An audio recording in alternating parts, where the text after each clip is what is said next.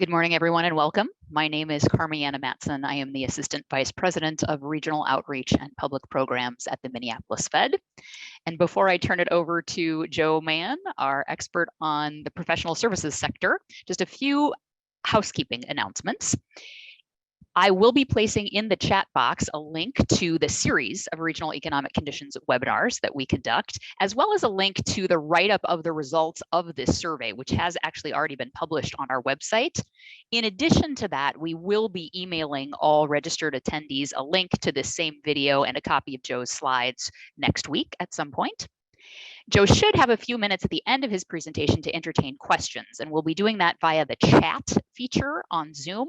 So if at any point you have a question for Joe, go ahead and type that in the chat box on Zoom, and then I will pose those to him verbally at the end of his presentation. And at the very end of this webinar, you should be receiving a little pop-up survey that asks you for some feedback about this event. We'd love to hear your feedback. With that, I'm going to turn it over to Joe. All right, thank you, Carmi, and thank you to everyone for tuning in this morning. I'll be walking through, as Carmi mentioned, the results of an annual survey of business conditions in the professional services sector. I'll talk a little bit more in a moment about exactly what sort of firms we surveyed.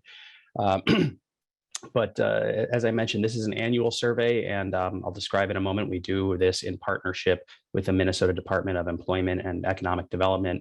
They do excellent work monitoring the economy here in Minnesota, and we at the Minneapolis Fed are responsible for the broader region as well. Just before I go any further, kind of a quick reminder that, especially when we get to the Q&A portion of our presentation, I'm speaking for myself. Any opinions I express are mine and not necessarily those of the Federal Reserve Bank of Minneapolis.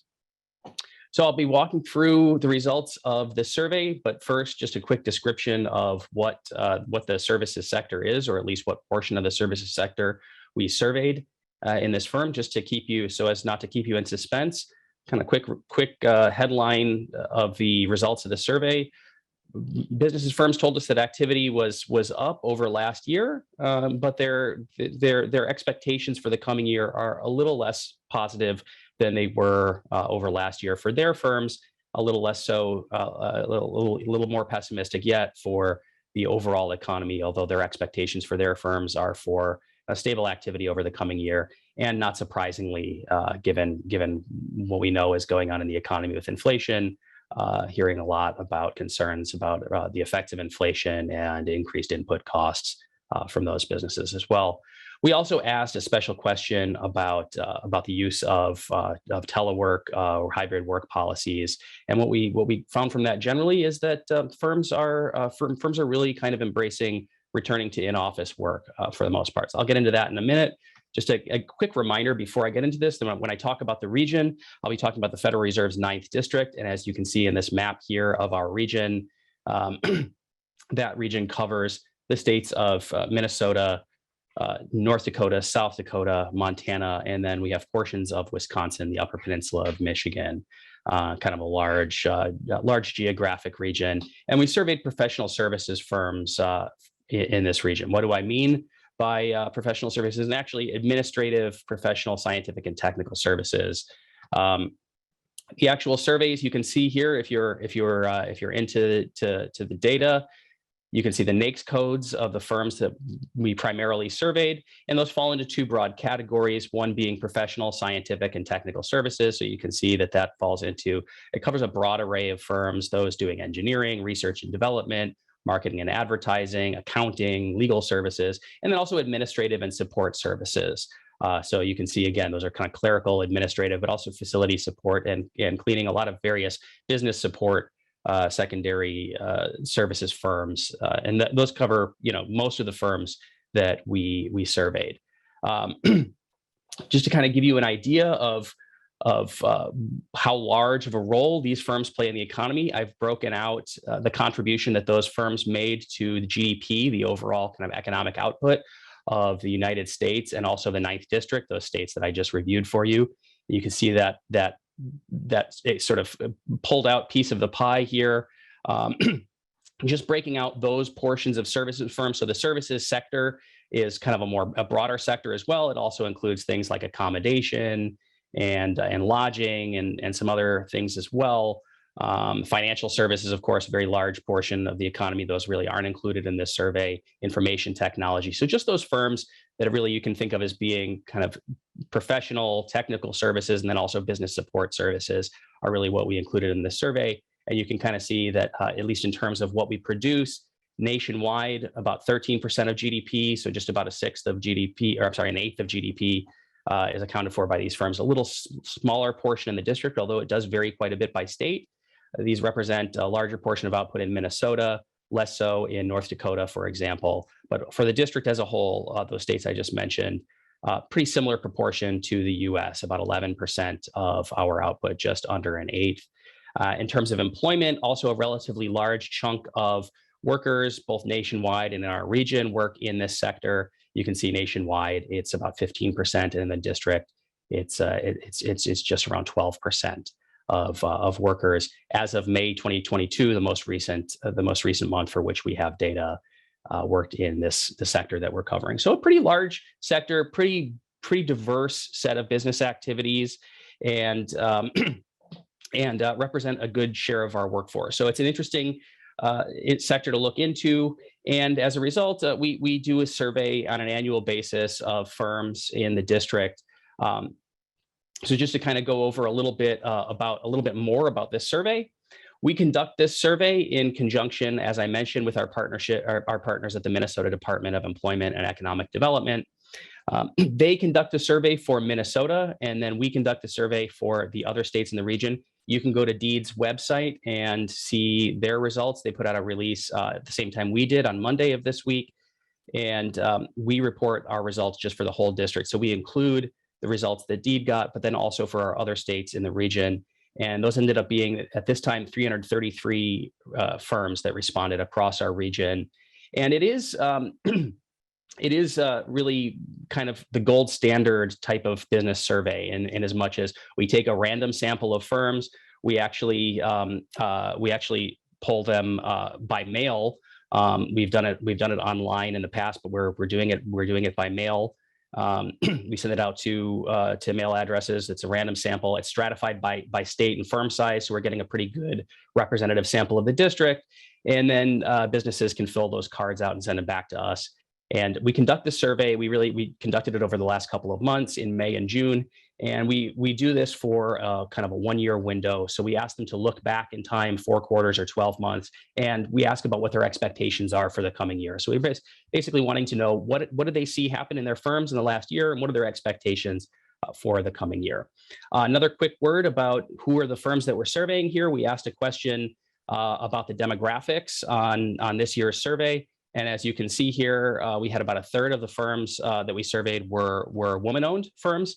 Just under 5% district-wide were minority-owned firms. A larger share, I think, among the Minnesota respondents. 10% were veteran-owned, and just under 50% didn't fall into either any of those above categories. So we do want to know kind of how representative our sample is, and we did get a pretty good representation, particularly among women-owned firms that are wholly or partially owned by women in our district. So that's kind of give you an idea of sort of who we're surveying, both in terms of what they do and who they are that own these firms. So getting into the survey results, as I mentioned at the outset, bottom line, at least for this past year, they told us that they had a pretty steady activity looking back over the last 12 months. So we asked them to look back over the previous 12 months and compare to the year before. And if you were to go back to our results from a year ago, they were still recovering from the pandemic. So overall, we saw steady to increased activity. You can see that reflected in this chart. This is something we call a diffusion index. It's kind of a quick way of aggregating survey responses. So for all of these categories that you see the labels on the vertical axis, we just asked these firms, did this indicator increase? Did it stay the same, or did it decrease? And diffusion index is just a way of summarizing this in one number. Values above 50 indicate that on balance, the firms that we surveyed told us that indicator increased. Below 50 indicates that on balance, they told us it decreased. You can see that sales revenue was up on balance for firms this year. Just about 50% of firms told us that their sales revenues increased. A large portion of the balance told us that they were unchanged from a year earlier. Looking at some of the other indicators, profits, productivity, and employment, those were closer to flat year over year. Although there was some difference getting into the breakdown of results, and I would invite you to click on the link that Carmi shared in the chat. You can see a more detailed table of survey results. So for profits over the last year, while on balance it was steady, we had roughly equal proportions of firms telling us that profits increased, or that they decreased, or that they stayed the same. Kind of about a third for each. Slightly more telling us that they increased. And you can see that reflected in values slightly above 50 on this chart.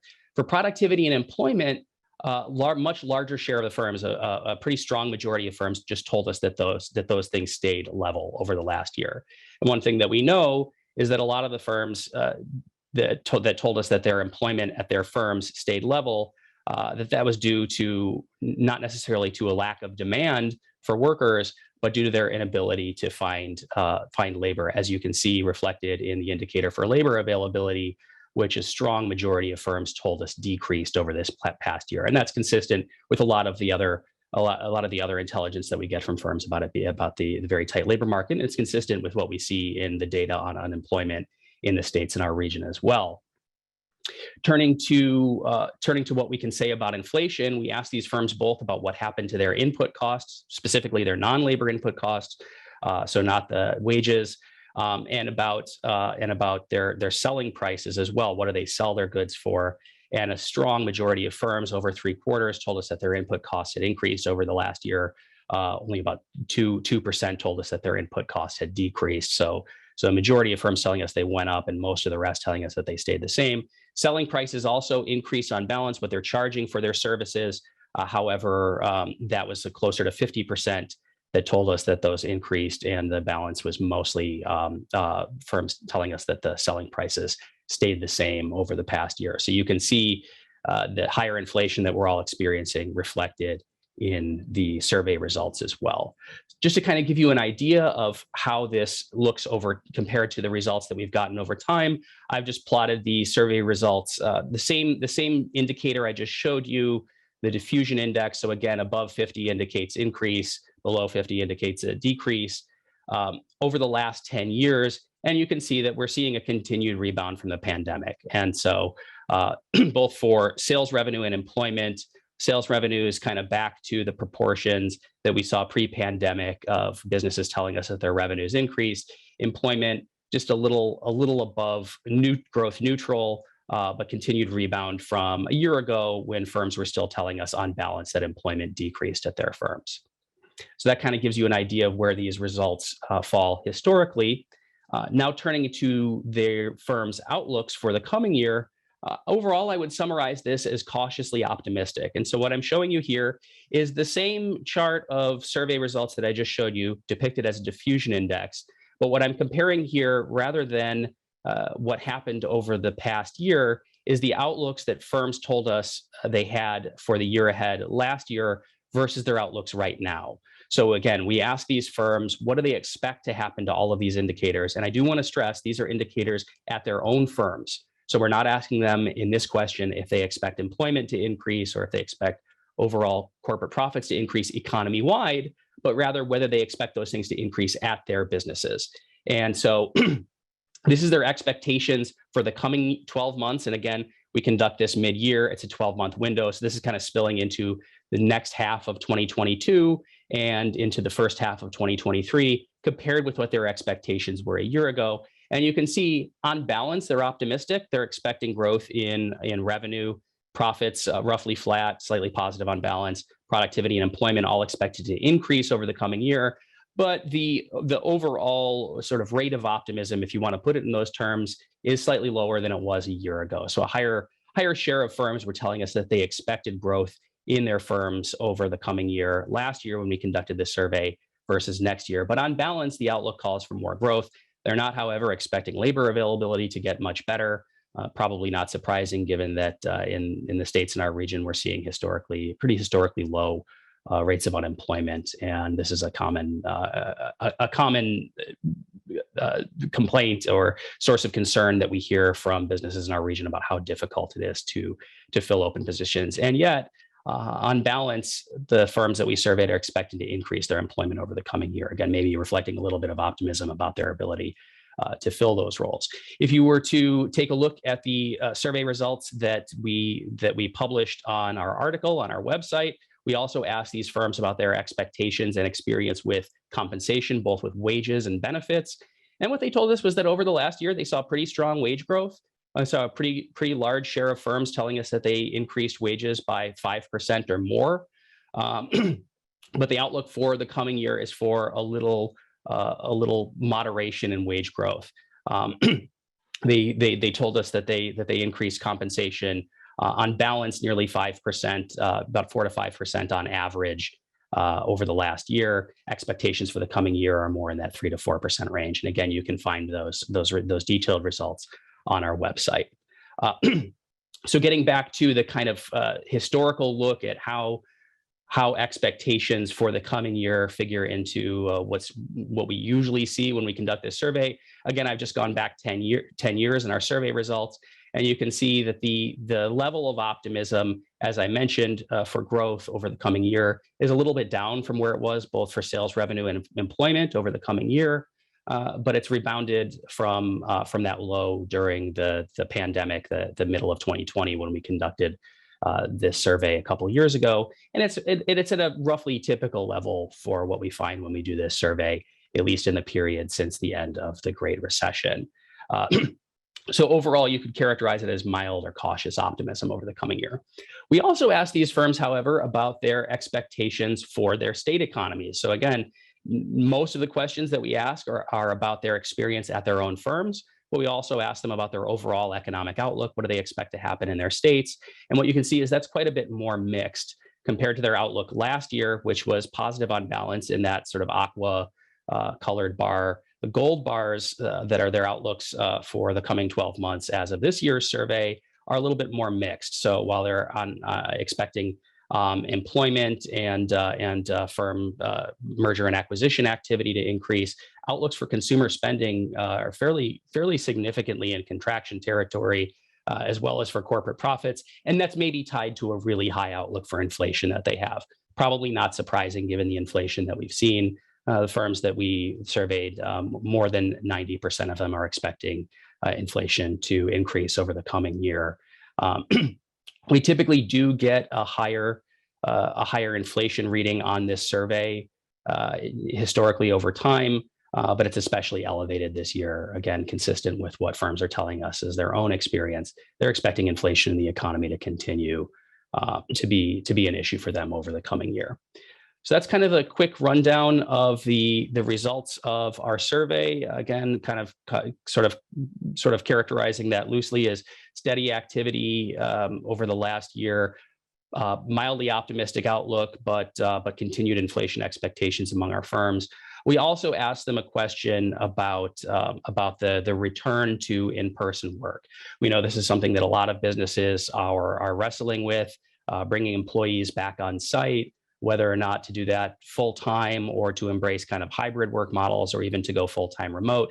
And given that a lot of services firms are really able to make use of remote work, we thought this would be an interesting question to ask.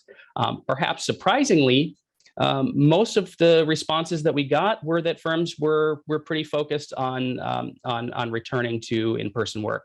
So you can see that the largest share, we gave them a lot of options for how to answer this question. We basically just asked them, is your business using or considering using a hybrid telework, remote on-site work model? And the largest share of responses that we got, I should point out, by the way, these don't add up to 100%. They add up to much more than 100% because we gave them the option to check multiple responses. So you can just see the proportion of firms that said that one of these applied to them. And the largest share of firms that responded to this question told us that they were doing it, but only for some employees. So just over a quarter, as you can see here, so that they were doing remote work for some employees. And then the next highest rate of response were firms telling us that everybody was back on site full time, and that people that their particular work requires people to be on site and then closely followed by firms telling us that they're doing it a few days a week, consistent with what I think a lot of folks working in the professional sector are experiencing, that firms are embracing maybe a 3-4 day a week work from home model, but not going to a full remote. And in fact, you can see at the very bottom of this, only about 2% of firms told us that they were allowing all of their employees to go to full-time remote work. And in getting into kind of the reasons why, you can see that a number of firms told us that there are issues with telework, and that they're not really seeing any savings from it. We also gave firms the opportunity to comment on this. We heard a lot of firms saying that they had to during the pandemic, but it was significantly costly, and so they're returning people to in-office, and similar sorts of responses that we got in the comments. So that was a pretty interesting thing to ask about, and maybe kind of surprising in a way. That more of these firms are sticking to their guns and retaining their on-site work. So I'm at about 10 minutes before we've got to wrap up here. So we've got some time to take questions. I see there are a number in the chat. And before I close my slides out here, I just want to share my contact info with all of you. Please feel free to reach out to me if there's a question that you had that we don't get time to get to here, or that occurs to you after we're done. Please feel free to reach out or connect with us online, and you can see how to do that on this slide. And with that, I will end my remarks and take questions. Thanks, Joe. If folks have questions for Joe, go ahead and type those in the chat box on Zoom, and I will pose them verbally. And Joe, let's just start off with the very thing that you ended on, which was remote work. Now, that was surprising to me. This seems to me like these are the very types of firms that would be most conducive to remote work. So what do you think is going on there? So I think there's a few things going on. I mean, the first thing that I need to stress is we don't really have a great ability on the survey form itself to kind of see what's behind the responses. And so we don't necessarily know what's going on in the head of any particular person who's responding to the survey. They're just checking a box on the form. And it's a fairly short form. And we do that for a number of reasons, one being that we want more firms to answer, and the shorter the form, the more answers we get. So we keep it pretty simple. So that's a kind of heavy caveat that I want to give. But I think one reason is that a lot of the businesses, if you go back to the kind of list of types of firms that we survey, a lot of them aren't actually types of work that are conducive to remote work. So if you think, for example, one category of firms that we surveyed are firms in research and development. Anybody working in a laboratory, it's not really easy to do that on a remote basis. Anybody working in facilities support or maintenance is not necessarily going to be working on a remote basis. And so I think there's some firms, and we did have, if you go back to the results, we had a number of firms kind of check that box indicating that that their work requires people to be on site. That was actually the third highest response. About 17% of firms told us that they need to have people on site. Another thing that I'll point out, a lot of the firms that we surveyed are design or engineering firms, and that's work that maybe doesn't strictly require people to be in person in an office, but a lot of just anecdotally, a lot of businesses in that industry that I speak with tell me that a lot of innovation and collaborative activity kind of happens best when people are able to collaborate and communicate in person, that you just kind of miss out on some of that on a remote basis. So those are kind of the reasons that I generally hear about why businesses are not going to at least to a full remote policy. Thank you. Can you just clarify for our listeners, there was a question about when exactly you conducted this survey, and then can you also elaborate on the distinction between sending it via mail versus email, which we did do during the heart of the pandemic? Yeah, so that's a good question. So first of all, the time frame that we conducted this survey was roughly mid-May to mid-June. And I should mention we do 2 rounds of mailings. So we sent this to a group. I mentioned it was a random sample from a contact list of served firms in these sectors. We sent it to about 1,700 firms around our region. Again, that's not including Minnesota. That's just the surrounding states that we conducted at the Minneapolis Fed. And those firms that don't respond to the first mailing, we send them a little follow-up and ask them if they could fill it out. So we do a second mailing to try and increase our response rates. As to why we do it online versus, as to why we do it via mail versus online, as you mentioned, Carmi, we did actually conduct this survey electronically in 2020.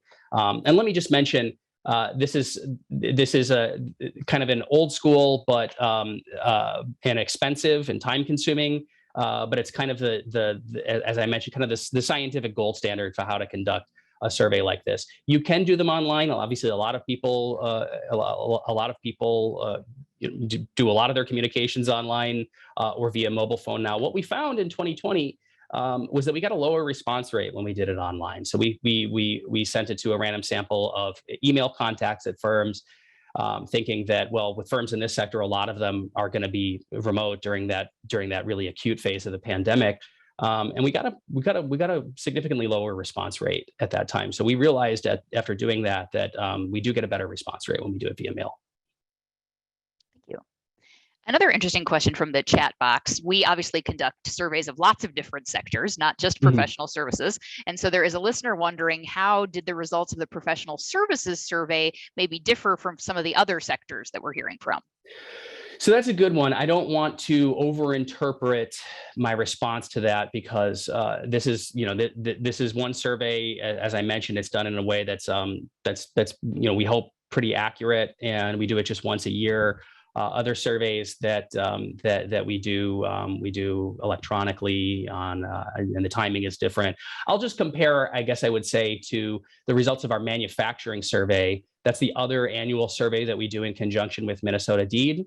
And we did that at the beginning of the year. And that survey was pretty optimistic, I will say. I think going into this year, manufacturers, even though they were telling us they were struggling with the supply chain issues, they were struggling with increasing input costs and difficulty getting raw materials, were telling us their demand was really strong, and overall business conditions were really good. And they were optimistic for the coming year. Now, that survey was conducted in December and January of this past year, so that might have changed since then.